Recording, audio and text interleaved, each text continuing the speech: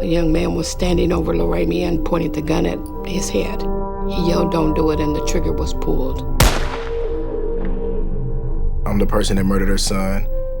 Because I hated this boy. He was an animal, and he deserved to be caged. I was tortured. My faith in humanity went away when I went through the Khmer Rouge. They killed my parents. Over 50 of my relatives were killed. I barely got out of the country alive. So for 20 years, all I was thinking about is revenge. That between 1910 and 1970, between 10 and 30% of Indigenous children were forcibly taken from their mothers and fathers. Just grabbed us and threw us in the car, and off we went. Now, I lost my innocence at the age of 5 from my foster father.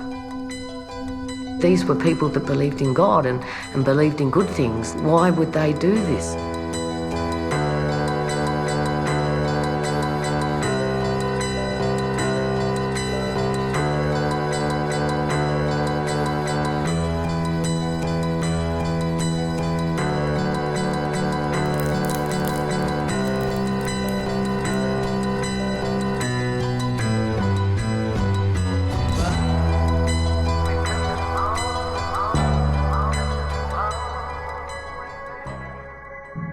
My name is Dawn Mikkelson, and I'm the director of Risking Light.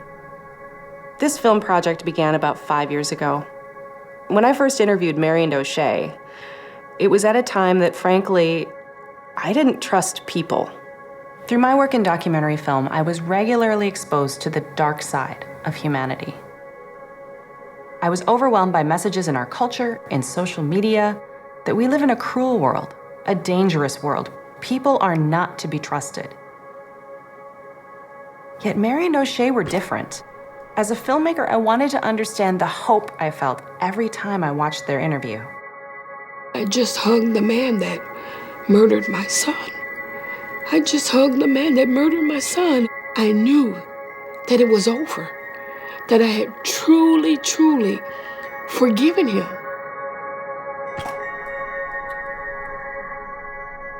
I wondered if there were more people out there like Mary and O'Shea. Then I met Kelong and Deborah. What is it about them that made it possible to get beyond the anger, the pain, and the desire to seek retribution? How could they forgive the unforgivable? What I discovered is Risking Light.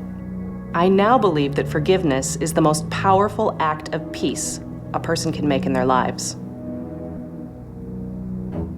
We're on Seed&Spark to finish what we started. The film has been shot. The rough cut is 75% complete. We're this far thanks to the support of the Fetzer Institute, 184 amazing Kickstarter backers, and the kindness and sometimes credit cards of our production team. We also know that it is not enough to simply make a film. Getting these stories in front of audiences is where a film really lives. And this is no small task. That is why we're raising a minimum of $60,000 to properly and completely launch this film, reinvigorate the conversation about forgiveness around the world, and in some cases, redefine it. This isn't our first rodeo.